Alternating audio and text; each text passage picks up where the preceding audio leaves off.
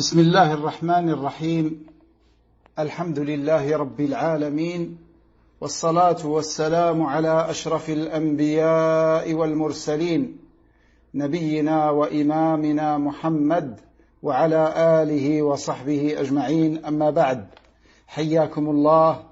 Aujourd'hui, le samedi 9 Safar 1442 de l'Hégire, correspondant au 26 septembre 2020. Je suis très heureux de vous retrouver pour poursuivre ensemble, bi'idhnillahi ta'ala, notre étude de l'Aqid al-Wasitiyya de Cheikh al-Islam Ibn Taymiyyah, qu'Allah lui fasse miséricorde, ainsi qu'à tous les savants de la Sunna. Cheikh al-Islam qui est décédé en l'an 728 de l'Hégire. Donc, on a fini de parler de ces 5 points, ces 5 fondements de la croyance islamique que Cheikh l'Islam a cités pour nous montrer que Ahl-Sunnah wal Jama'a se tiennent toujours dans la position du juste milieu dans tous les points de la religion. Ils sont toujours dans la position du juste milieu entre deux sectes égarées, une qui est allée vers l'exagération et l'autre qui est allée vers le laxisme.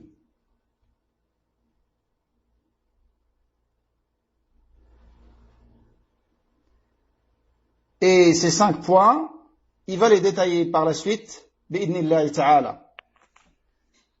Donc nous avons pu voir que les gens qui s'attachent à la sunna et qui se cramponnent au livre d'Allah et à la tradition de son noble prophète sallallahu alayhi wa sallam, avec la compréhension de nos pieux prédécesseurs, qu'Allah les agrée tous, ils sont dans une position qui est la plus juste et la plus conforme au texte. Et également, elle est la plus juste du point de vue rationnel et logique. Car il ne peut pas y avoir une contradiction entre un texte authentique, quand il est bien compris, et une raison saine, qui n'a pas été corrompue ni polluée, et qui est resté sur sa nature humaine saine.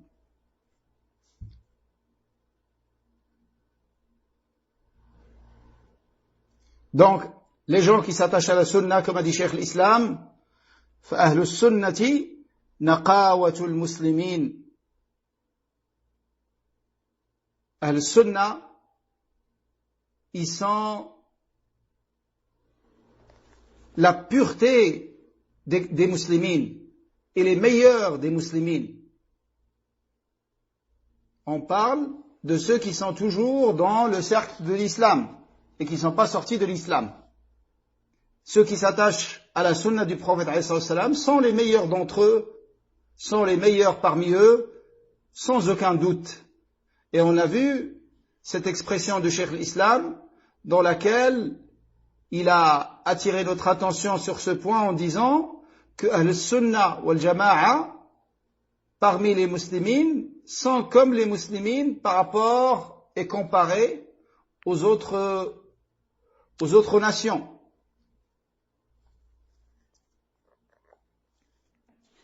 Et ensuite, il va détailler d'autres points. On continue à lire,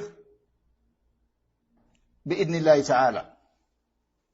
Il a dit, وقد دخل فيما ذكرناه من الإيمان بالله واليوم الآخر من الإيمان بالله والإيمان بما أخبر الله به في كتابه وتواتر عن رسوله وأجمع عليه سلف الأمة من أنه سبحانه فوق سماواته على عرشه علي على خلقه. Donc, comme le premier fondement qu'il avait cité concerner les noms et les attributs d'Allah subhanahu wa ta'ala, ici il va revenir sur quelques points qu'on a déjà vus, qui concernent les attributs d'Allah. Mais il va revenir dessus en détaillant davantage.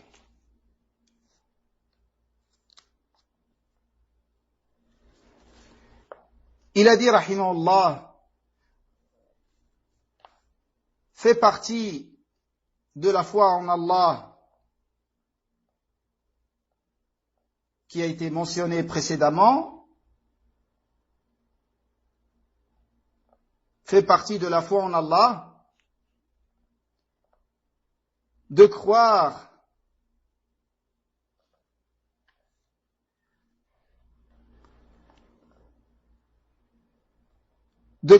en tout ce qui nous a été rapporté dans le livre d'Allah, et de croire en ce qui a été rapporté dans le livre d'Allah et qui a été rapporté de son messager alayhi salatu wassalam d'une manière mutawatira. Tawatur, c'est quand c'est rapporté d'un grand nombre, d'un autre grand nombre, jusqu'à la fin de la chaîne de transmission. Et ce genre de textes n'ont pas besoin d'être étudiés pour savoir est-ce qu'ils sont authentiques ou pas. Rien que le fait de prouver qu'ils sont mutawatir, ça suffit pour dire qu'ils sont authentiques.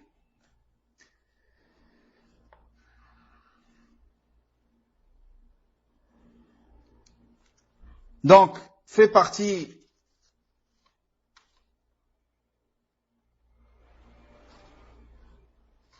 de la foi en Allah subhanahu wa ta'ala, la foi en ce que nous a informé Allah subhanahu wa ta'ala dans son livre, ou ce qui a été rapporté d'une manière mutawatir de son messager sallallahu alayhi wa sallam, et au sujet duquel il y a consensus de la communauté, qu'Allah azza wa jal est au-dessus de ses cieux, établi au-dessus de son trône,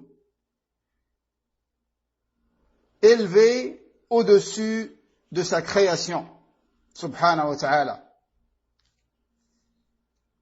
Donc, ici, il évoque le point qui concerne l'élévation d'Allah subhanahu wa ta'ala au-dessus de toutes ses créatures.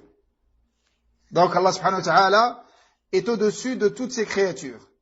Il est établi au-dessus de son trône. Et le trône, c'est la créature d'Allah la plus élevée. La plus élevée de toutes les créatures d'Allah, c'est le trône. Et c'est la plus grande également de toutes les créatures d'Allah subhanahu wa ta'ala. Et Allah subhanahu wa ta'ala est au-dessus de son trône, élevé au-dessus de toute sa création subhanahu wa ta'ala.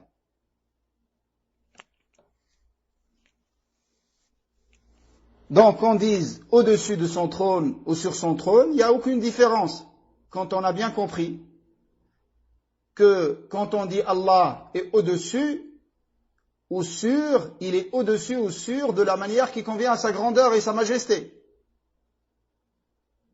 Quand tu dis une chose est au-dessus d'une autre ou sur une autre, ça veut dire qu'elle est plus élevée que cette autre chose.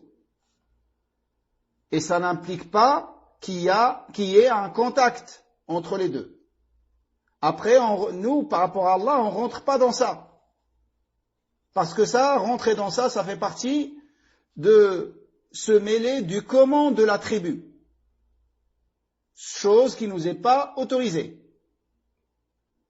D'accord? C'est pour ça, quand on dit au-dessus ou sur, il n'y a aucune différence pour nous.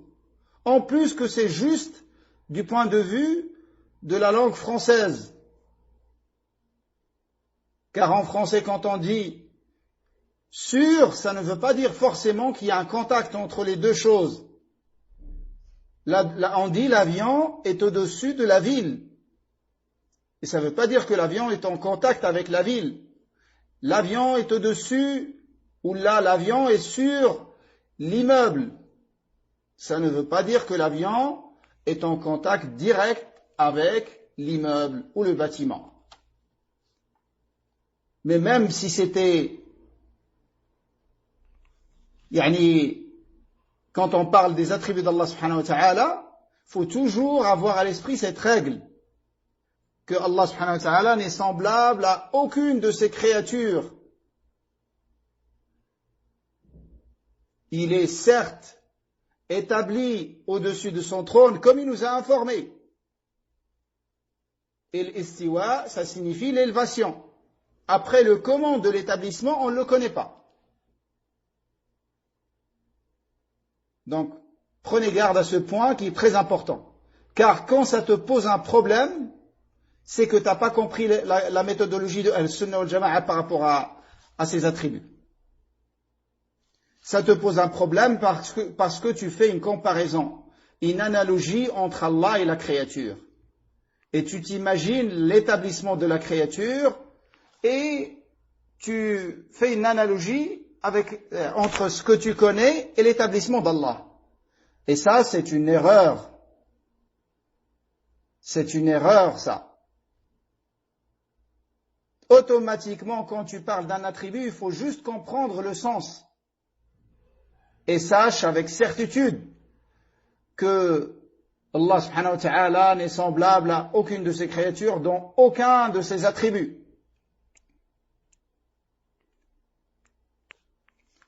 Donc il y a unanimité de salaf sur le fait qu'Allah subhanahu wa ta'ala est bien distinct de toutes ses créatures.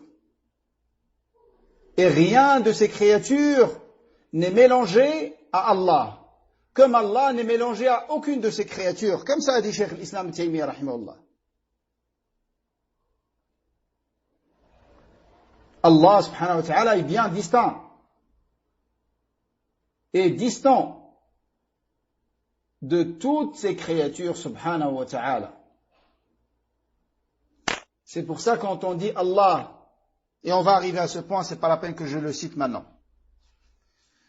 Ensuite, Cheikh l'Islam rahimahullah dit وهو سبحانه معهم أينما كانوا يعلم ما هم عاملون كما جمع بين ذلك في قوله هو الذي خلق السماوات والأرض في 6 أيام ثم استوى على العرش يعلم ما يلج في الأرض وما يخرج منها وما ينزل من السماء وما يعرج فيها وهو معكم أينما كنتم والله بما تعملون بصير.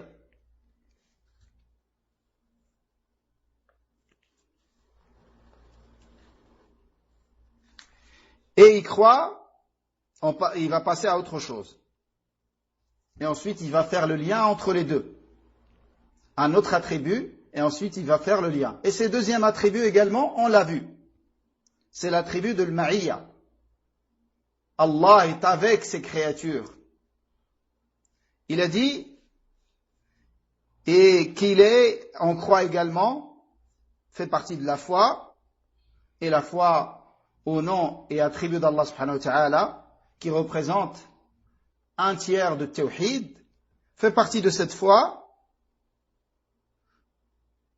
de croire qu'Allah est avec eux, avec ses créatures, où qu'ils se trouvent. Il est avec eux partout qu'ils soient.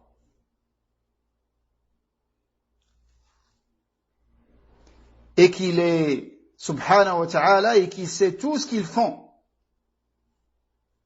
Comme Allah nous en a informé dans son livre et comme cela a été rapporté de son messager alayhi salatu wassalam. Comme ça nous a été rapporté dans le livre d'Allah, dans le verset où Allah dit Huwa alladhi khalaqa as-samawati wal ard, dans le sens approximatif, c'est lui qui en 6 jours a créé les cieux et la terre, puis s'est élevé sur le trône.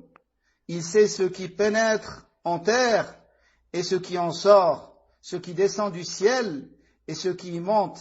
Il est avec eux, il est avec vous, où que vous soyez. Allah voit parfaitement ce que vous faites.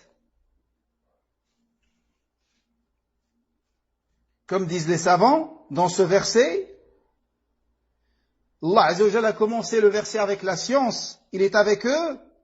Il a mentionné يعني qu'il est avec eux. هو الذي خلق السماوات يعلم ما يلج في الأرض وما يخرج منها وهو معكم أينما كنتم والله بما تعملون بصير. Il est avec vous partout où que vous soyez. Et Allah voit parfaitement ce que vous faites.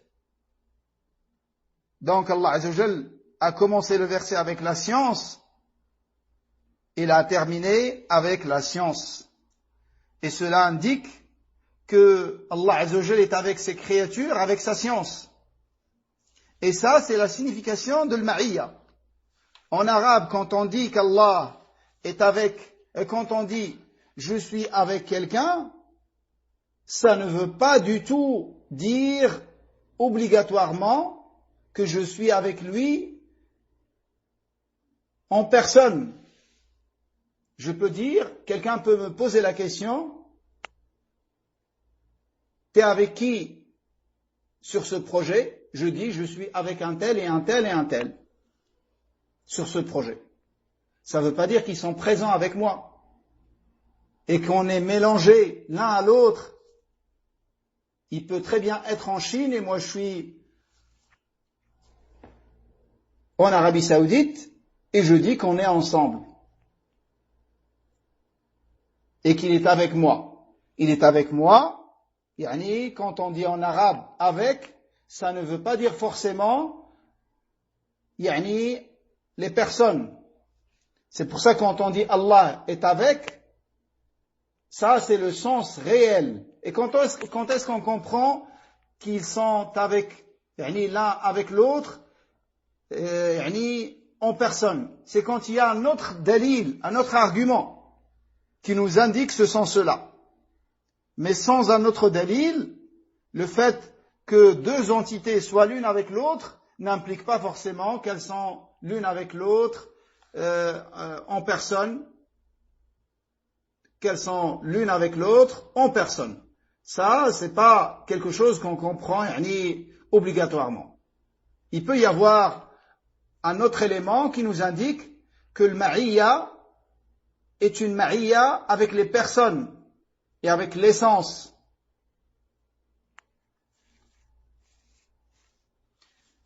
C'est pour ça que quand on dit Allah est avec, ça signifie qu'il est avec eux, avec sa science. Ça ne représente pas un ta'wil. Comprenez bien ce point, barakallahu fikum.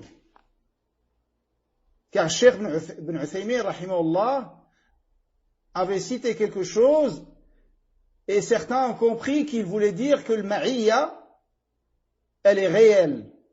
Yani, que le ma'iyya, c'est qu'Allah est avec ses créatures, avec l'essence. Et Cheikh n'a pas voulu dire ça. C'est pour ça qu'il a fait une risala dans laquelle il a clarifié, il a détaillé ce point et ça nous a été une grande ni'ma. Le fait que Cheikh a rédigé cet article dans lequel il a clarifié ce point, il l'a détaillé au point où c'est devenu très évident. Alhamdulillah. Donc quand on dit quelqu'un est avec quelqu'un, le sens vrai, c'est pas qu'il est avec lui physiquement. Le sens vrai qu'on comprend, c'est qu'il est avec lui d'une manière ou d'une autre. Et quand est-ce qu'on dira qu'il est avec lui physiquement? C'est quand il y aura un autre élément qui l'indique. C'est pour ça Allah est avec ses créatures réellement. Il est avec eux avec sa science et sa vision et sa vigilance. Et il les entend, il sait tout ce qu'ils font, il voit tout ce qu'ils font. Il est avec eux réellement de cette manière. Mais avec son essence, Allah subhanahu wa ta'ala est au-dessus de son trône, plus haut, plus élevé que toutes ses créatures, subhanahu wa ta'ala. C'est pour ça, il n'y a aucune contradiction entre le fait de dire qu'Allah est plus élevé que toute sa création, il est avec eux partout qu'ils soient. Et comme on avait vu, le ma'iyya est de deux catégories. Ma'iyya amma et ma'iyya khassa. Allah est avec toutes ses créatures, une ma'iyya générale. Il sait ce qu'ils font, il voit tout ce qu'ils font, il entend tout ce qu'ils disent.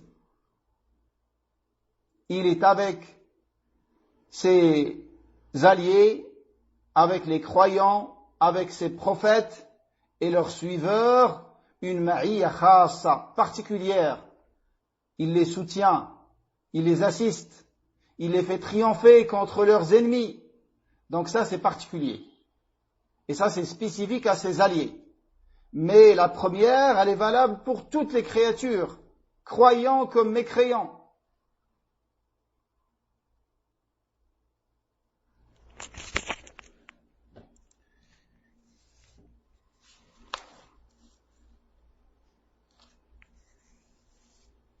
Donc, par rapport à ce point, Cheikh l'Islam, rahimahullah, il s'est basé sur ce verset pour parler de l'ma'iyya.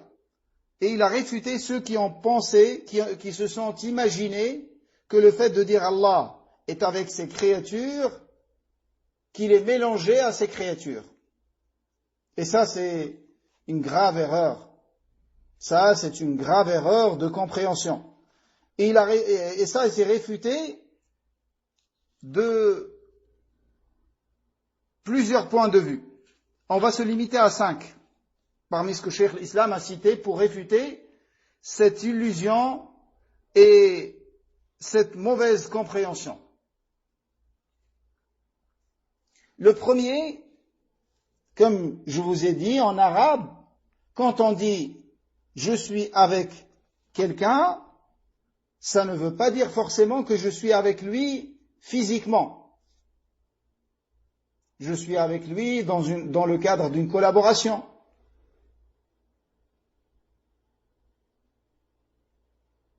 Ou je suis avec lui, je suis associé à lui dans ce projet. Et ainsi de suite. C'est pour ça Allah Azza wa Jalla, il l'a mentionné dans plusieurs versets dans le Coran. Allah Azza wa Jalla dit dans un verset, Muhammadur Rasulullah walladhina ma'ah. Muhammad, le messager d'Allah, et ceux qui sont avec lui. Ceux qui sont avec lui, ça ne veut pas dire ceux qui sont avec lui sous le même toit de sa maison. Ceux qui sont avec lui sur sa même religion, parmi ses suiveurs, parmi ses compagnons, radiyallahu anhum. C'est ça le sens.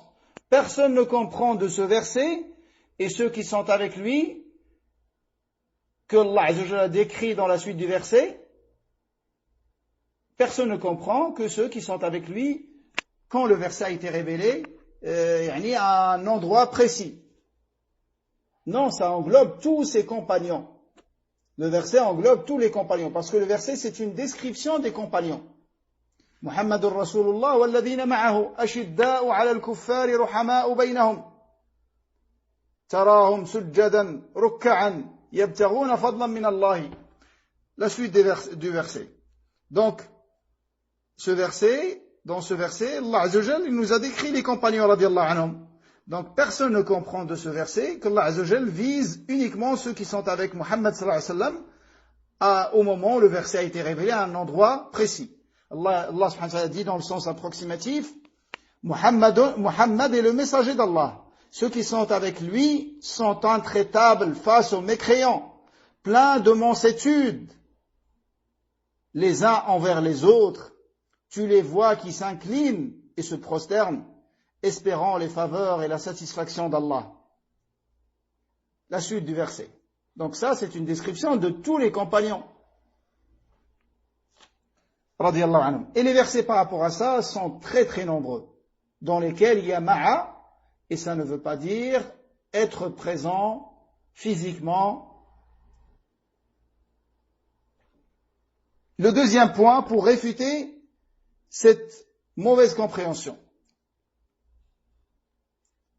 c'est de dire que cette illusion dans la compréhension, cette illusion et cette mauvaise, ce que ces gens-là se sont imaginés par rapport à al-ma'iyya, c'est contraire au consensus de tous les salafs. Aucun salaf n'a compris Allah est avec ses créatures, il est avec eux, avec son essence. Personne n'a compris cela. Donc la langue arabe, on réfute du point de vue de la langue arabe. On le réfute, deuxièmement, du point de vue du consensus de salaf. ils sont unanimement d'accord pour dire qu'Allah il est plus élevé que toutes ses créatures et qu'il est établi au-dessus de son trône et qu'il est avec toutes ses créatures, al-ma'iyya al-khassa ou al-amma. Mais ça ne veut pas dire qu'il est mélangé à ses créatures, subhanahu wa ta'ala. Pureté et gloire à lui.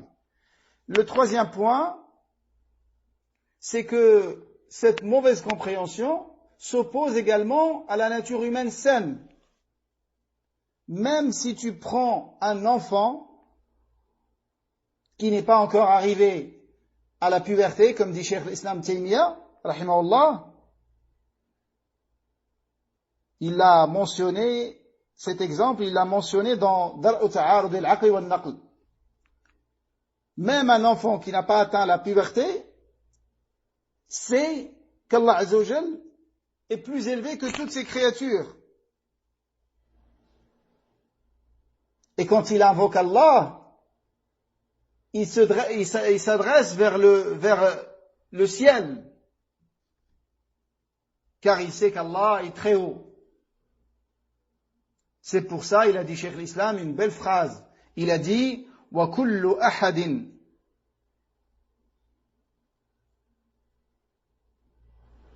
وَكُلُّ أَحَدٍ بِاللَّهِ وَبِمَكَانِهِ أَعْلَمُ مِنَ الْجَهْمِيَّةِ. Subhanallah. Il a dit que toute personne connaît Allah et là où il est mieux que le Jahmiya. Et ça tu le trouves même chez les kuffars. Dans la détresse, tu les vois s'orienter vers le très haut, vers le ciel. Ils invoquent Allah, même ceux qui disent qu'ils ne croient pas en l'existence d'Allah. Parce que ça, c'est dans la nature humaine. C'est ancré dans notre nature humaine, sur laquelle Allah Azza wa Jal nous a créés.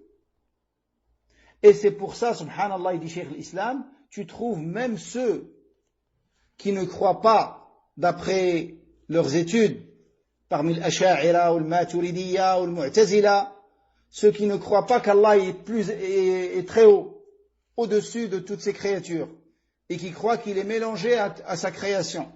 Même ceux-là, subhanallah, quand ils sont touchés par une détresse, une grande difficulté, tu les vois s'orienter vers le haut et vers le ciel.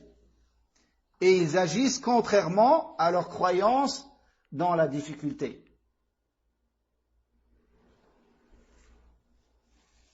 Le quatrième point pour réfuter cette mauvaise compréhension, c'est de dire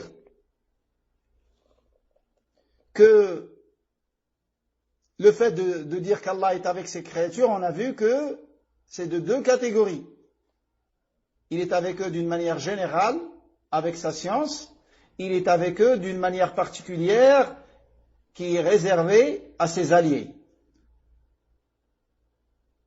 Donc le fait de dire Allah est mélangé à ses créatures, quel intérêt de dire qu'il est avec ses alliés? Il n'y a aucun intérêt, parce qu'à ce moment-là, il est avec tout le monde, tout le temps, les croyants comme les mécréants. Et de dire qu'il est uniquement avec ses alliés n'a aucun sens à ce moment-là. Et justement, le fait de spécifier le fait qu'Allah soit avec ses alliés, ça c'est parmi les arguments qu'il n'est pas avec eux, avec son essence. Avec son essence, il est plus élevé que toutes ses créatures, subhanahu wa ta'ala. Le cinquième point et le dernier, c'est cet exemple que Cheikh l'Islam, rahimahullah, a cité dans l'Aqid al-Wasitiyya, qu'on va lire. On va d'abord le lire pour mieux le comprendre. Il a dit وَلَيْسَ مَعْنَى قَوْلِهِ وَهُوَ مَعَكُمْ أنه مختلط بالخلق فإن هذا لا توجبه اللغة وهو خلاف ما أجمع عليه سلف الأمة وخلاف ما فطر الله عليه الخلق بل القمر آية من آيات الله من أصغر مخلوقاته وهو موضوع في السماء وهو مع المسافر وغير المسافر أينما كان. الله أكبر. Il a cité les 5 points que je vous ai détaillés. Donc on les répète. Le fait de dire qu'Allah est avec vous, Allah est avec vous, ne signifie pas qu'il est mêlé à la création. Absolument pas. Et le terme ma'a, dans la langue arabe, n'implique aucunement cela, comme on vient de le voir. En outre, cette compréhension s'oppose au consensus des muslimines des premières générations, les salafs, et à la nature selon laquelle Allah a créé les hommes, la nature humaine saine, comme on vient de le voir. Et là, il cite l'exemple. D'ailleurs, la lune, l'un des signes d'Allah, est l'un des plus petits éléments de sa création. Elle est placée dans le ciel, mais accompagne le voyageur, entre autres, le voyageur et autres, pas seulement le voyageur, où qu'il se trouve. Quand tu voyages dans une nuit de pleine lune, tu ne cesses d'avancer et de parcourir la terre à pied ou à dos de monture ou en voiture ou en avion. Tu ne cesses d'avancer, de progresser dans ton voyage tout en voyant la lune avec toi. Et tu traverses des kilomètres et des kilomètres et la lune est avec toi. Donc ça, vous voyez bien que c'est valable pour une des créatures d'Allah subhanahu wa ta'ala. Il y a une des créatures d'Allah qui est la lune, et on peut dire la même chose par rapport au soleil. Une des plus petites créatures d'Allah, car tout l'univers comparé au premier ciel, c'est comme un anneau en fer jeté dans un désert extrêmement vaste. Donc qu'est-ce que ça représente, le soleil ou la lune, comparé à l'univers? L'univers, comme vous savez, les savants de la physique et de l'astronomie, ils disent que l'univers est sans fin. Et nous, d'après les textes, on sait que l'univers n'est pas sans fin. L'univers a une fin qui est le premier ciel, que personne des créatures d'Allah ne peut traverser qu'avec la permission d'Allah, y compris le prophète alayhi salatu wassalam. Dans la nuit de l'ascension, l'ange qui garde la porte du premier ciel a demandé à Jibril, est-ce que le prophète alayhi salatu wassalam a la permission d'Allah? Regardez, wallahi, il y a un sens de tawhid très fort. Les anges, vous imaginez à quel point ils doivent aimer notre prophète alayhi salatu wassalam, car ils connaissent son statut auprès d'Allah. Mais ils ne le laissent pas passer jusqu'à ce qu'il ait la permission d'Allah. Ça, c'est tawhid. C'est pas parce qu'il a un statut extrêmement élevé que tu dois l'adorer ou l'invoquer ou implorer de lui le secours. Ça reste une créature d'Allah. Une adoration vouée à autre qu'Allah, ça fait sortir de l'islam. Qu'elle soit vouée au meilleur des anges, Jibril alayhi salam, ou au meilleur des hommes, Muhammad sallallahu alayhi wa sallam, ça te fait sortir de l'islam, wal-iyadhu billah. Qu'Allah nous en préserve de shirk, apparent comme caché, majeur comme mineur. Qu'Allah nous fasse mourir sur tawhid pur, de toute forme de shirk.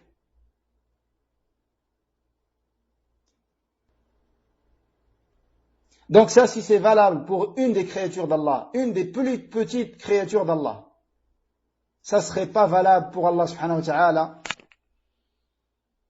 le meilleur des créateurs subhanahu wa ta'ala, le souverain suprême.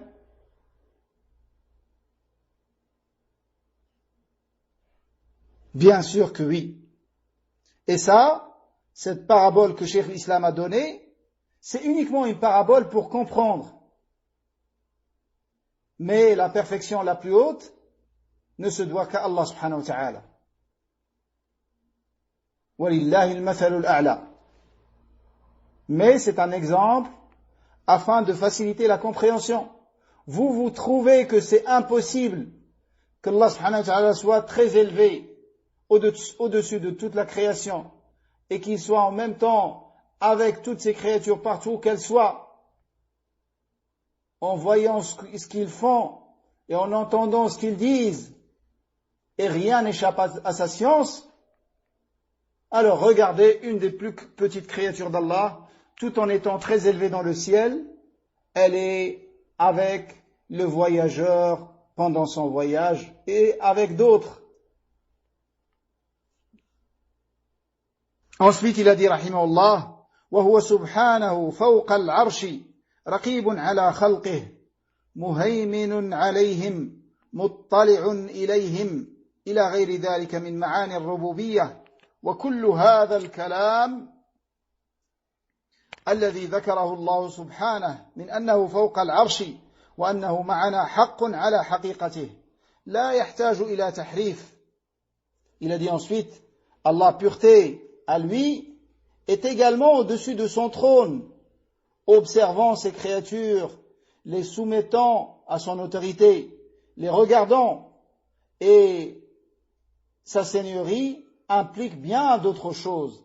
C'est-à-dire qu'il est avec eux avec tous les sens de sa seigneurie, subhanahu wa ta'ala.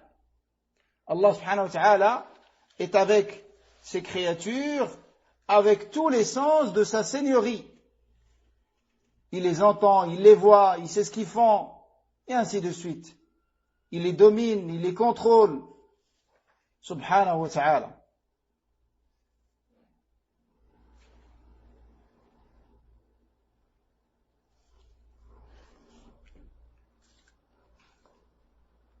Donc Allah subhanahu wa ta'ala, comme il est rapporté dans le hadith, ou afwan, c'est une parole de Cheikh l'Islam, Allah subhanahu wa ta'ala est avec ses créatures réellement, tout en étant au-dessus de son trône. Et le fait de dire qu'il est avec eux réellement, vous avez compris ce que ça signifie. Ça signifie qu'il est avec eux avec tous les sens de sa seigneurie. Avec sa science, il les entend, il les voit, subhanahu wa ta'ala.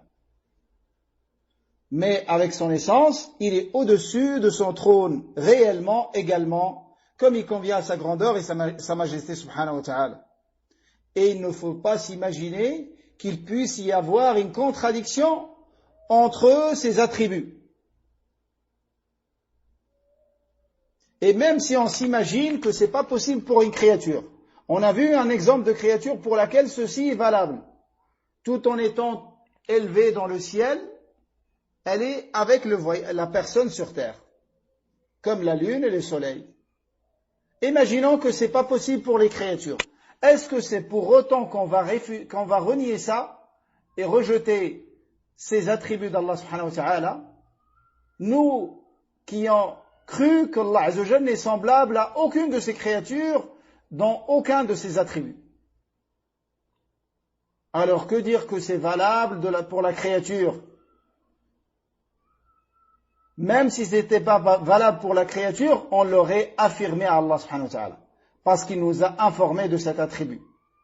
Et qu'on sait qu'il ne peut pas y avoir de contradiction entre deux choses dont Allah nous a informés. Allah nous a informé qu'il est très haut, et il nous a informé qu'il est avec ses créatures. Donc les deux sont vrais et valables.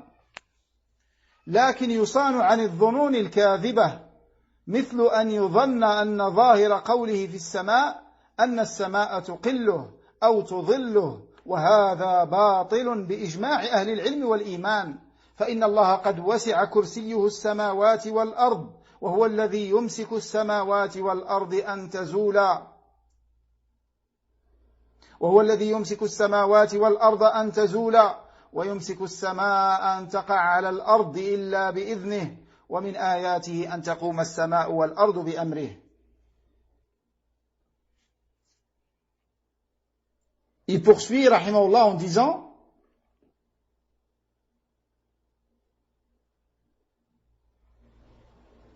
que toutes les paroles par lesquelles Allah affirme qu'il est à la fois sur son trône et avec nous sont véridiques et réelles et n'ont pas besoin d'être falsifiées comme l'ont fait les égarés. Néanmoins, il convient de se préserver au sujet de ces paroles de toute pensée fausse et erronée, comme celle consistant à croire que le sens apparent des mots quand on dit Allah fis sama, au ciel, implique que le ciel supporte Allah et l'enveloppe et le contient ou se trouve au-dessus de lui. Or, cette compréhension est fausse. Cette compréhension est fausse de l'avis unanime des savants de l'islam et des croyants. Le kursi d'Allah subhanahu wa ta'ala dépasse les cieux et la terre. Et c'est lui qui maintient les cieux et la terre à leur place. Il retient le ciel, l'empêchant de tomber sur la terre sans sa permission. Un autre signe de sa puissance est que le ciel et la terre sont maintenus par son ordre, subhanahu wa ta'ala. Donc tout ça, on l'affirme à Allah comme il se doit à sa grandeur et sa majesté, et on se préserve de croire et de penser une mauvaise pensée par rapport aux attributs d'Allah. Quand on dit Allah fis sama, ça ne veut pas dire que le ciel contient Allah subhanahu wa ta'ala.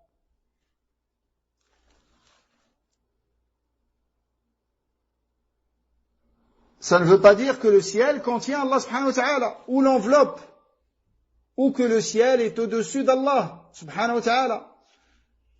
Tout ça n'est pas vrai. Et comme vous savez, quand on dit fi, ça peut avoir plusieurs sens, selon le contexte. Quand on dit une chose, fi une autre chose, ça peut vouloir dire qu'elle est contenue dans cette chose. J'ai mis une pièce d'argent dans la fi al-jayb, dans la poche. Dans ici, c'est contenu. Mais on utilise également fi dans le sens au-dessus. Et c'est ça qui est voulu par rapport à Allah subhanahu wa ta'ala. Et même par rapport à d'autres versets, par rapport à la créature. Yani, on prend un exemple. Allah azza wa jalla nous dit dans le Coran, fasihu fil ardi. Fasihu fil ardi. Parcouru la terre. Fasihu fil ardi arba'at ashhur. Parcouru la terre durant 4 mois. Donc Allah il nous dit de parcourir la terre, de marcher fi al-ard, fi la terre. Est-ce que fi ici c'est à l'intérieur de la terre qui nous a été ordonné d'aller, de marcher? Non, au-dessus de la terre. Donc ici fi c'est dans le sens ala, au-dessus.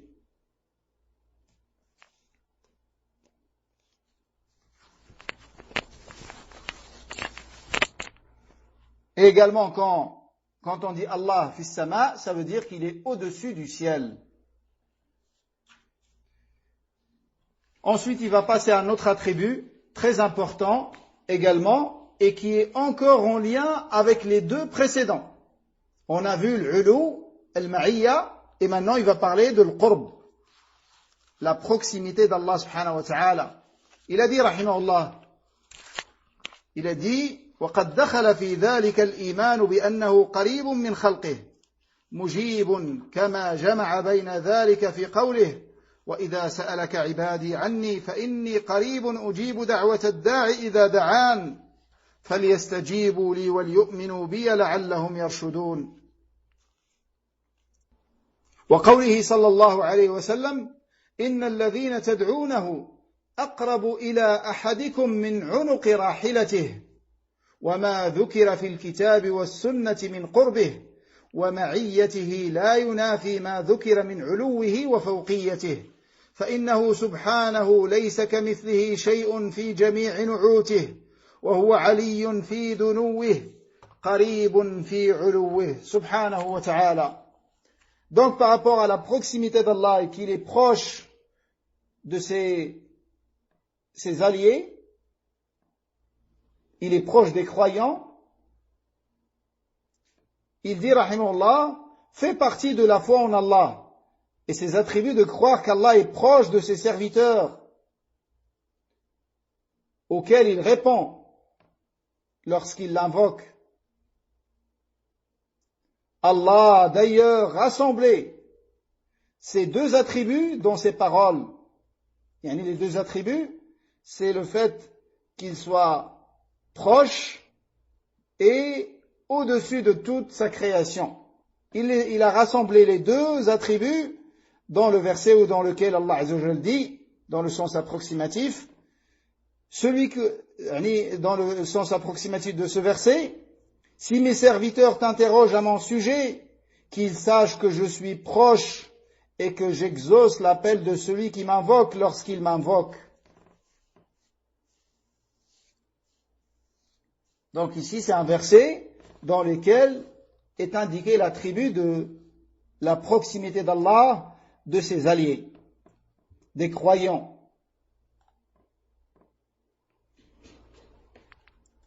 Également, comme le Nabi alayhi salam a dit, celui que vous invoquez est plus proche de l'un de vous que le coup de sa monture. Celui qui est dans un voyage, les compagnons radiyallahu anhum faisaient du dhikr et ils le faisaient à haute voix. Le Nabi alayhi salam leur a recommandé de le faire à basse voix et il leur a dit, celui que vous invoquez est plus proche de l'un de vous que le coup de sa monture. Ils étaient sur leur monture. Et vous imaginez la distance entre celui qui est sur un chameau et le cou du chameau.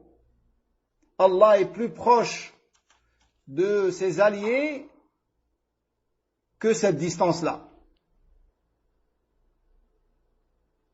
Subhanahu wa ta'ala. Tout en étant au-dessus de toute sa création. Subhanahu wa ta'ala. Ensuite, il a dit, rahimahullah, Cheikh l'Islam, or, ce qui, dans le livre d'Allah et la Sunna, indique qu'Allah est proche de ses serviteurs et avec eux, ne s'oppose pas à ce qui indique qu'il est élevé et au-dessus de toute sa création. En effet, Allah Azza wa Jal, rien ne lui ressemble. Pureté à lui dans aucun de ses attributs. Il est donc, et ça c'est une belle phrase à retenir que Cheikh l'Islam a dit ici. Il a dit, il est donc élevé tout en étant proche et proche tout en étant élevé. Ça c'est une phrase à retenir. Aliyun fi qurbihi أو علي في دنوه قريب في علوه. Il est élevé tout en étant proche, comme il est proche tout en étant élevé. Subhanahu wa ta'ala. Il n'y a aucune contradiction.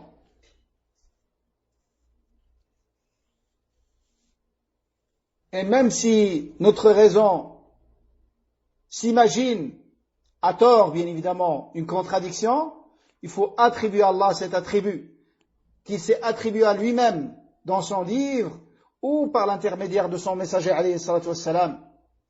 Car personne ne connaît Allah mieux que Allah subhanahu wa ta'ala et ensuite mieux que son messager alayhi salatu wassalam.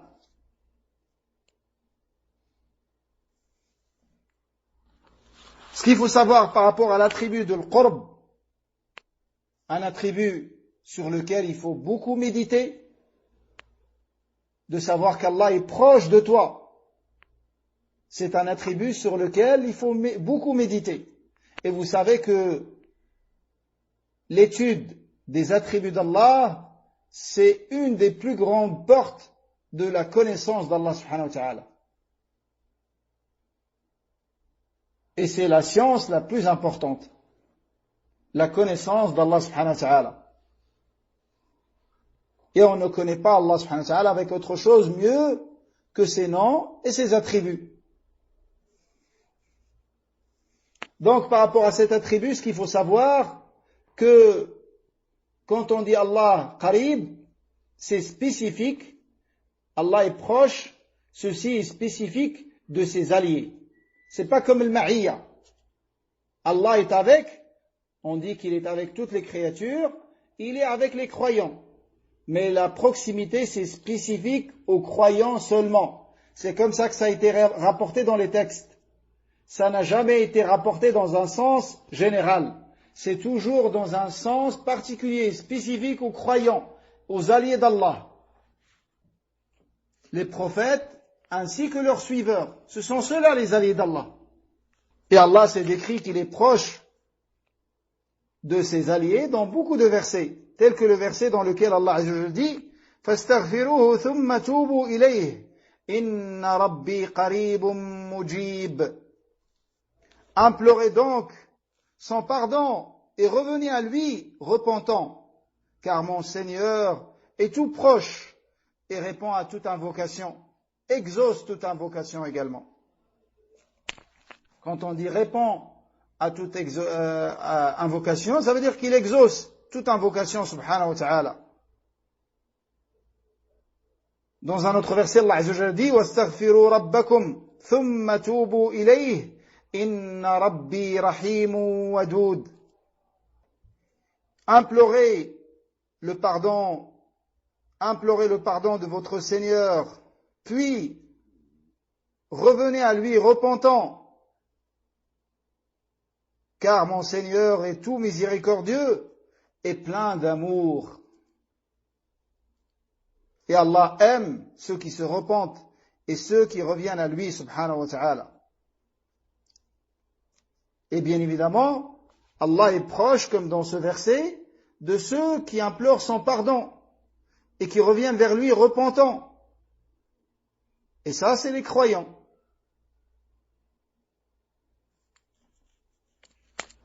Ensuite, il est passé à un autre point qui est la foi que le Coran est la parole d'Allah. Le Coran est la parole d'Allah. Il a dit وَمِنَ الْإِيمَانِ بِاللَّهِ وَكُتُبِهِ الْإِيمَانُ بِأَنَّ الْقُرْآنَ كَلَامُ اللَّهِ مُنَزَّلٌ غَيْرُ مَخْلُوقٍ منه بدأ وإليه يعود بل إذا قرأه الناس أو كتبوه في المصاحف لم يخرج بذلك عن أن يكون كلام الله تعالى حقيقة فإن الكلام إنما يضاف حقيقة إلى من قاله مبتدئا لا إلى من قاله مبلغا مؤديا لا إلى من قاله مبلغا مؤديا. Il a dit rahimahullah, fait partie également de la foi en Allah et en ses livres de croire que le Coran est la parole d'Allah. Le Coran est la parole d'Allah. Il est descendu de la part d'Allah et qu'il n'est pas créé, car c'est un attribut d'Allah. Sa parole, c'est son attribut. Et Allah n'est pas créé, ses attributs ne sont pas créés non plus. Et que le Coran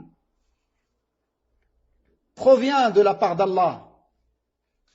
Et vers lui, il retournera.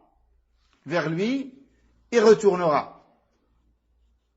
Et cette foi, que le Coran est la parole d'Allah, implique également de croire qu'Allah a réellement prononcé le Coran.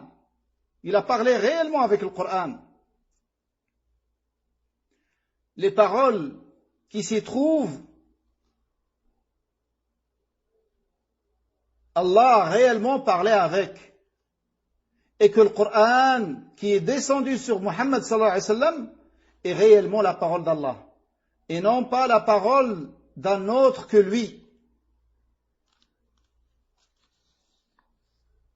Donc on va s'arrêter sur quelques points ici. Donc ça c'est parmi les points les plus importants de l'aqida.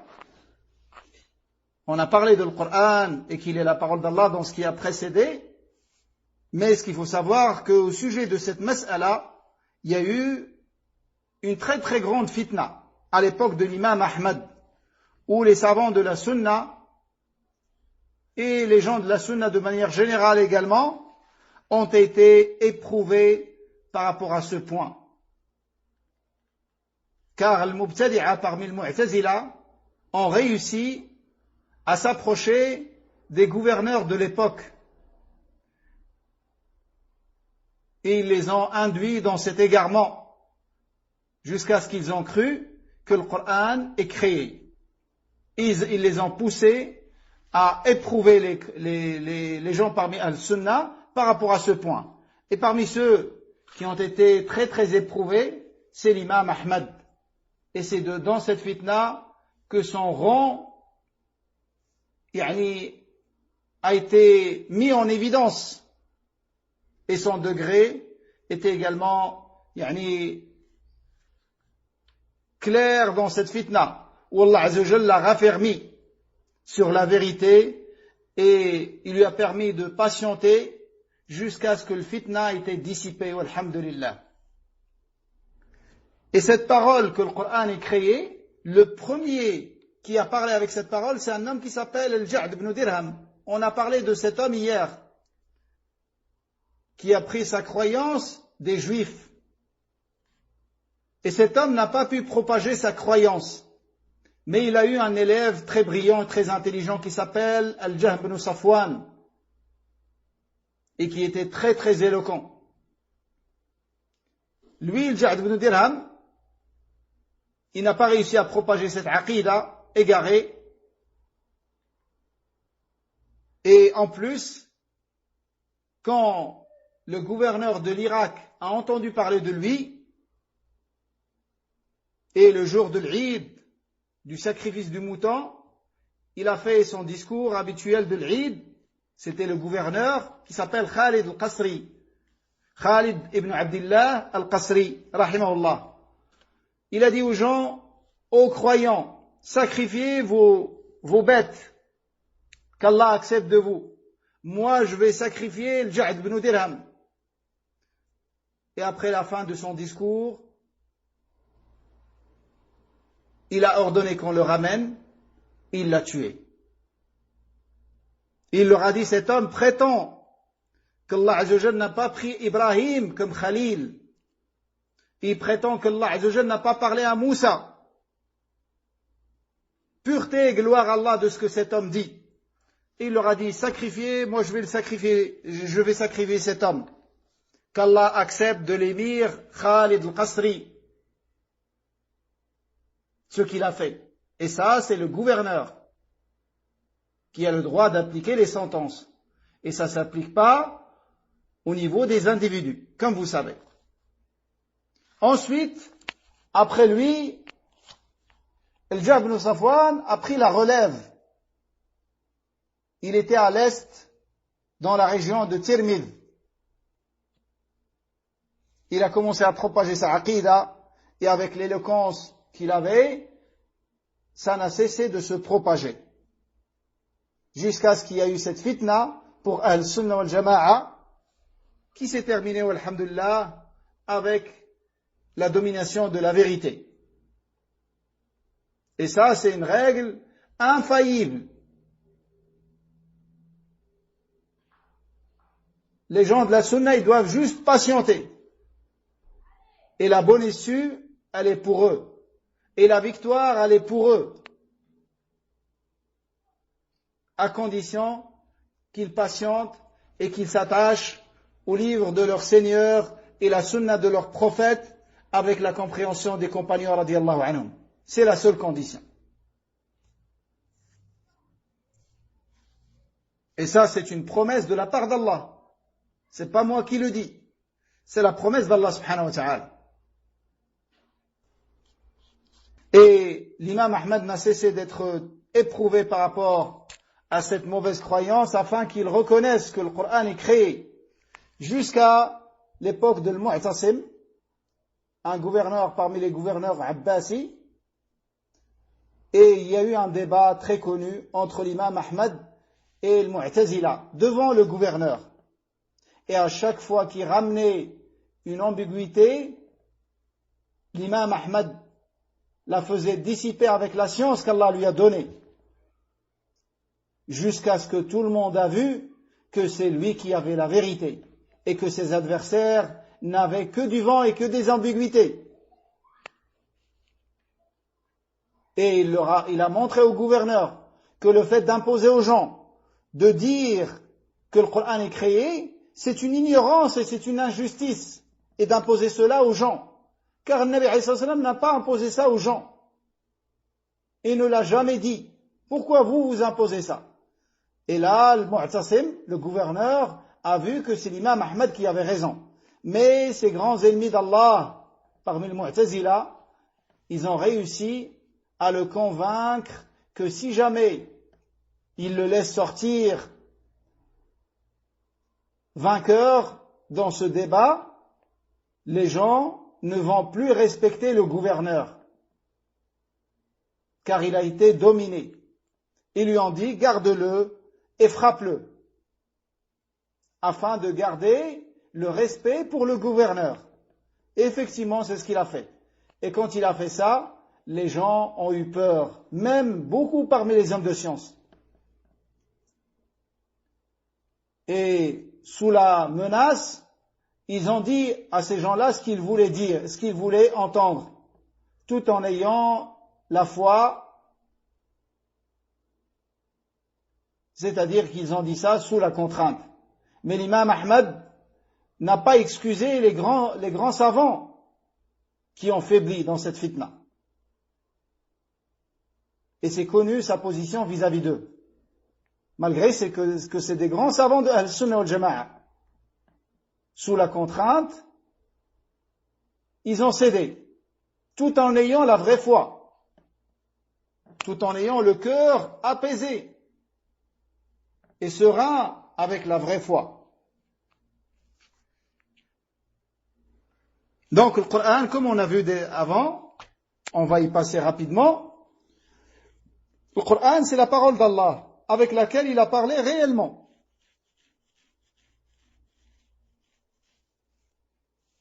Il est incréé. Allah parle quand il veut, avec ce qu'il veut. Subhanahu wa ta'ala. Il parle avec une vraie parole qu'on entend de lui. Subhanahu wa ta'ala.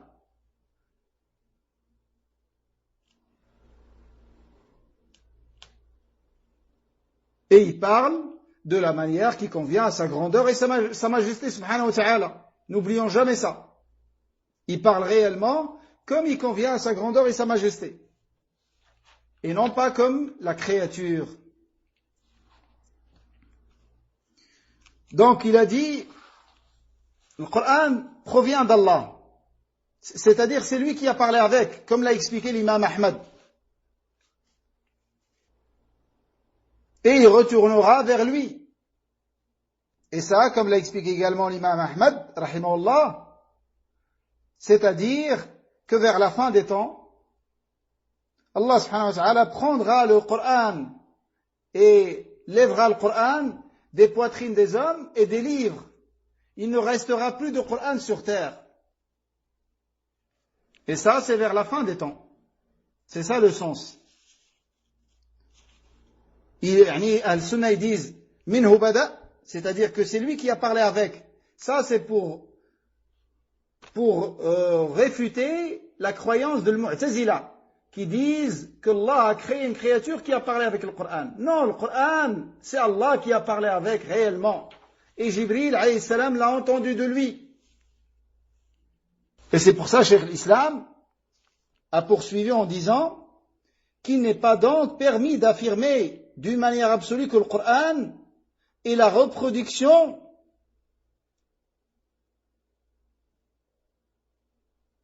ou l'écho de la parole d'Allah, ou l'expression de la parole d'Allah. Donc le Coran, comme disent, ça c'est pour réfuter l'Asha'ira et le Maturidiyya. L'Asha'ira et le Maturidiyya et le Kullabiyya. Certains parmi eux disent que le Coran, c'est une expression de la parole d'Allah. C'est pas la parole d'Allah. Ça exprime la parole d'Allah. Et d'autres ont dit, ça relate, le Coran, ça relate la parole d'Allah. Et tout ça n'est pas vrai. Le Coran, c'est la vraie parole d'Allah. Et lorsque les gens lisent le Coran ou le mettent par écrit, il n'en demeure pas moins réellement la parole d'Allah, le Très-Haut. La parole d'Allah doit être en réalité attribuée à celui. La parole, là il parle de manière générale. La parole, quand quelqu'un parle avec une parole, cette parole doit être attribuée réellement à celui qui en est à l'origine. et non à celui qui l'a prononcé pour la transmettre. Quand je vous dis إنما الأعمال بالنيات وإنما لكل امرئ ما نوى, quand je vous dis الدين النصيحة, ça c'est la parole de qui? C'est ma parole. Ça c'est la parole du prophète alayhi salatu wassalam. Et moi je ne fais que la transmettre. C'est pas parce que je l'ai transmis que ça devient ma parole. Donc la parole est attribuée à celui qui a parlé avec en premier, qui est à l'origine de cette parole, et non pas à celui qui la transmet. Quand tu lis un verset, c'est la parole d'Allah, et toi tu ne fais que le transmettre. Quand tu lis un vers d'un poète de l'Jahiliya, de la période anté-islamique, tel que Mri'ul Qais, Qifa nabki min dhikra habibin wa manzili, comme dans sa mu'allaqa, c'est pas ma parole ça. Moi, c'est la parole de Mri'ul Qais, de ce poète de la période anté-islamique. Et c'est un des 10 poèmes qui était attaché à la Kaaba. Donc, quand je vous ai rapporté ce hadith du prophète alayhi salatu wassalam, quand je vous ai cité ce verset de l'Qur'an, quand je vous ai cité ce vers d'un poème de Mri'ul Qais, dans tous ces cas-là, en réalité, je vous ai transmis leurs paroles avec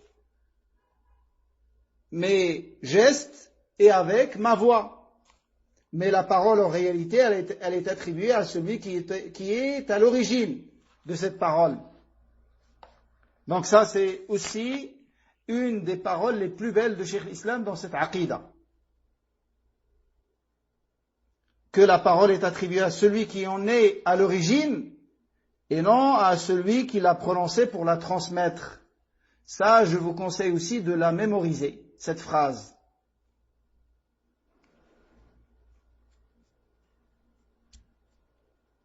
Ensuite, il a poursuivi en disant, le Coran à la fois ses lettres et ses significations, et donc la parole d'Allah. Et tout ça, tous ces termes-là, c'est pour réfuter des égarés. Le Coran, quand on dit le Coran, c'est l'ensemble des mots et des sens. Et on ne peut pas séparer les deux. Comme quand on dit l'être humain, ça désigne le corps et l'âme. Quand on dit la parole d'Allah, le Coran, c'est les termes ou les lettres et la signification. Al-huruf ou al-ma'na, les deux. Donc la parole d'Allah, c'est l'ensemble des deux. C'est pour ça qu'il a dit, il n'est pas la parole d'Allah dans ses lettres seulement, sans leur signification, ni dans ses significations uniquement, sans les lettres. La parole d'Allah, c'est l'ensemble des deux. Ensuite, il a parlé d'un autre attribut qu'on a déjà vu également. C'est pour ça qu'on les passe rapidement. On s'était attardé sur ces attributs pour leur importance. Yani là, il va parler de la vision d'Allah subhanahu wa ta'ala le jour de la résurrection. Il a dit وَقَدْ دَخَلَ أَيْضًا فِيمَا ذَكَرْنَاهُ من الإيمان به وبكتبه وبملائكته وبرسله الإيمان بأن المؤمنين يرون يوم القيامة عيانا بأبصارهم يرونه يوم القيامة عيانا بأبصارهم كما يرون الشمس صحوا ليس دونها سحاب وكما يرون القمر ليلة البدر لا يضامون في رؤيته.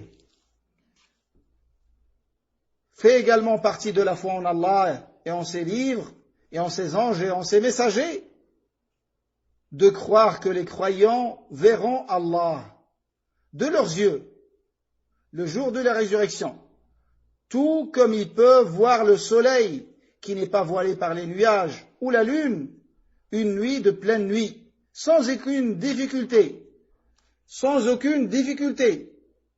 et sans se gêner les uns les autres.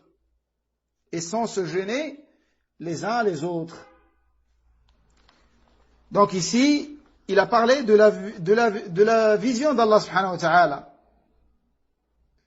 Et que les croyants verront Allah réellement, comme il convient à sa grandeur et sa majesté, le jour de la résurrection. Et pas dans ce bas monde. Ceci n'est pas possible comme le Nabi alayhi salam nous a cité. Le Nabi alayhi salam nous a dit qu'on ne verra pas Allah jusqu'à mourir.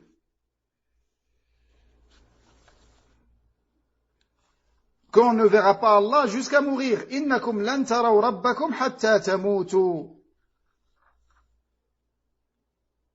Donc c'est une vision réelle, comme il convient à la grandeur et la majesté d'Allah subhanahu wa ta'ala.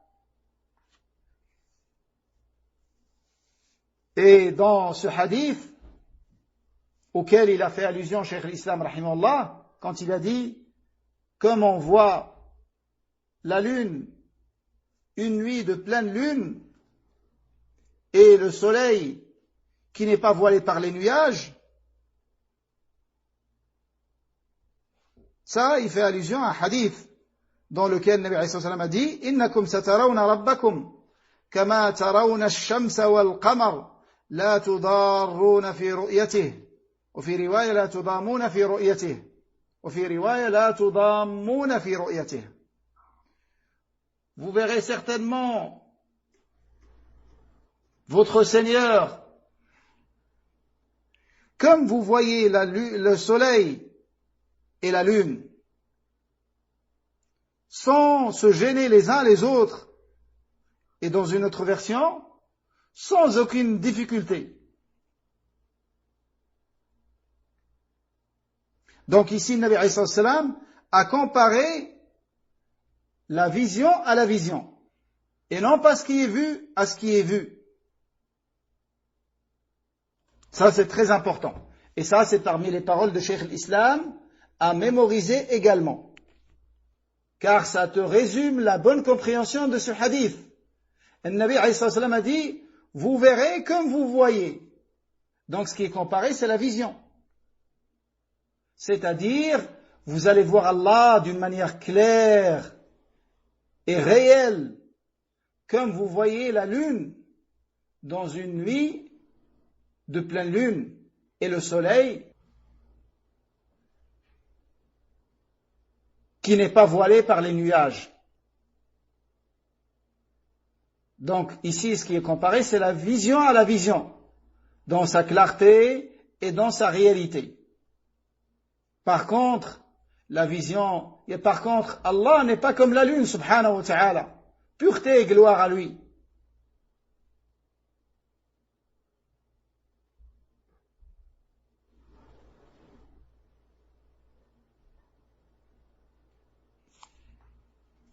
Allah, on ne le cerne pas avec notre vision, comme on cerne la lune, comme Allah nous l'a dit dans le verset. La tudrikuhu al-absar. Il n'est pas cerné par les visions, subhanahu wa ta'ala. Mais cette vision est réelle. Allah nous donnera la capacité de le voir le jour de la résurrection. Et cette capacité, on ne l'a pas dans le dunya. C'est pour ça quand Moussa alayhi salam a demandé à Allah de le voir dans le dunya, il lui a dit, tu ne pourras pas me voir, car tu n'as pas la capacité de supporter ça. Mais dans l'akhira, dans l'au-delà, Allah azza wa jalla nous donnera cette force, afin de le voir, subhanahu wa ta'ala.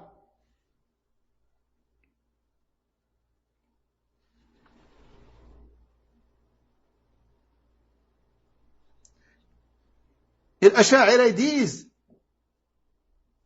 on voit Allah, mais sans vis-à-vis. Yani, c'est pas une vision réelle, mais on le voit. Sans vis-à-vis, sans le voir avec les yeux, mais on le voit. Comment cela?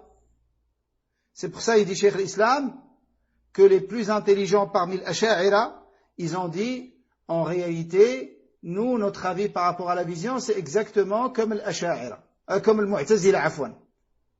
Ils ont dit, notre croyance par rapport à la vision d'Allah, c'est comme celle de l'Mu'tazila.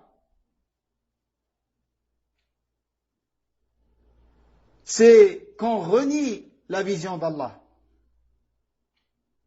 Car l'Ash'a'ira, ils ont dit, la vision d'Allah, ça signifie qu'Allah Azza wa Jal leur permettra plus de connaissances vis-à-vis de lui.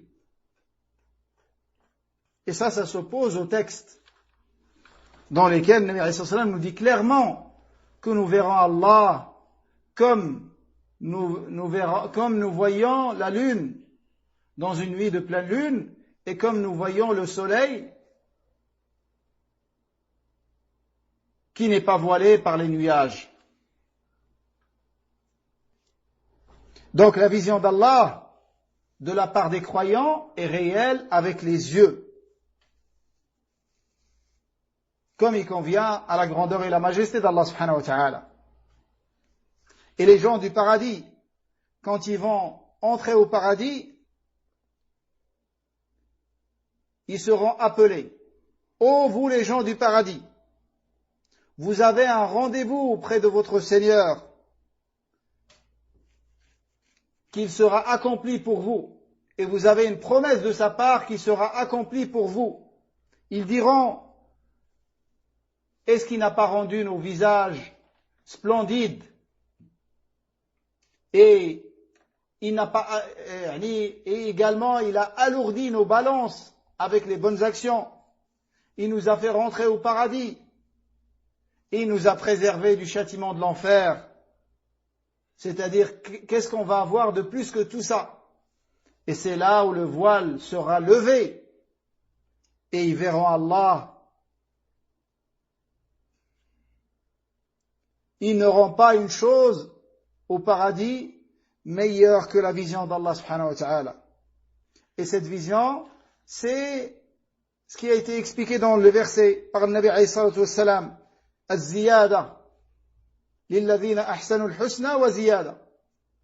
Pour ceux qui étaient bienfaisants auront le paradis et plus. Plus, c'est la vision d'Allah subhanahu wa ta'ala. Qu'Allah ne nous prive pas de sa vision subhanahu wa ta'ala. Et ce qu'il faut savoir, que les croyants eux-mêmes, leur vision d'Allah ne sera pas de la même façon. Chacun selon son degré de foi et selon son degré au paradis. Et entre le minimum et le maximum dans la vision d'Allah, et entre le minimum et le maximum dans la vision d'Allah subhanahu wa ta'ala, il y a des degrés infinis, comme il dit Cheikh l'Islam Ibn Taymiyyah dans Majmou' al-Fatawa. Et les croyants verront Allah subhanahu wa ta'ala, chacun selon sa proximité d'Allah. Vous savez que les gens du paradis les plus proches d'Allah subhanahu wa ta'ala, c'est ceux qui seront dans le Firdaus al-A'la, qui est le degré le plus élevé du paradis, qui est le degré dans le toit et le trône d'Allah. Ce sont ceux qui seront le plus proches d'Allah. Et ceux-là, leur vision d'Allah n'est pas comme ceux qui sont dans des degrés inférieurs. Mais pour tous, c'est une vision réelle. Et c'est pas une métaphore. Et c'est pas une augmentation dans la science et dans la connaissance d'Allah. C'est une vision réelle avec les yeux de la tête, comme il convient à la grandeur et la majesté d'Allah subhanahu wa ta'ala. Et les savants et les hommes de science ont divergé par rapport aux kuffars. Est-ce qu'ils verront Allah ou pas le jour de la résurrection? Le premier avis, c'est l'avis de la plupart des savants contemporains, comme quoi les mécréants ne verront pas Allah. Que ce soit les hypocrites, ceux qui cachent la mécréance, ou ceux qui montrent la mécréance. Ceux qui cachent la mécréance, c'est les hypocrites. Et ceux qui la montrent, c'est les kuffars, connus. Et il ne verra Allah que les croyants. Et ça, c'est l'avis également de l'imam Ahmad. Le deuxième avis, c'est que toute personne qui a montré le tawhid et l'islam dans le bas monde verra Allah. Donc rentrent dans cet avis également les hypocrites, ceux qui montraient l'islam et qui cachaient la mécréance. Donc selon cet avis, les hypocrites verront Allah subhanahu wa ta'ala. Et ça c'est rapporté dans un hadith dont les deux authentiques, c'est ce deuxième avis. Qu'Allah azza wa jal se manifestera pour les croyants et les hypocrites. Ensuite les croyants se prosterneront et les hypocrites n'arriveront pas à se prosterner. Et le troisième et dernier avis par rapport à ce point, c'est que les mécréants également verront Allah. Ceux qui montraient la mécréance. Mais leur façon de voir Allah, c'est pas comme les croyants. C'est une vision qui sera un châtiment pour eux. Ça leur permettra de reconnaître Allah et ça sera un châtiment pour eux. C'est comme ça que disent les savants de cet avis-là. Mais comme on a vu, la plupart des savants ont le premier avis, que les mécréants ne verront pas Allah subhanahu wa ta'ala. Et ils se sont basés sur le verset dans lequel Allah azza wa jalla dit Kalla innahum an rabbihim yawma idhin lamahjubun. Dans le sens approximatif, que non, ce jour-là, ils seront eux-mêmes privés de la vision de leur Seigneur. Donc ils se sont basés sur ce verset, comme l'imam Shafi'i, c'est l'avis également de l'imam Shafi'i. Et il est parmi les plus connus à avoir expliqué ce verset, comme quoi les mécréants ne verront pas Allah. Et si Allah a menacé les mécréants de ne pas le voir, ça veut dire que les croyants vont le voir. Ça, c'est une déduction de l'imam Shafi'i. Voilà pour aujourd'hui. On va s'arrêter ici. Et le prochain cours de la semaine prochaine, le vendredi bi'idnillah, à la même heure, nous allons commencer avec tout ce qui concerne le jour dernier, ce qui suit la mort. Wallahu a'lam. Wa sallallahu wa sallam ala nabiyyina Muhammad. والحمد لله رب العالمين والسلام عليكم ورحمة الله وبركاته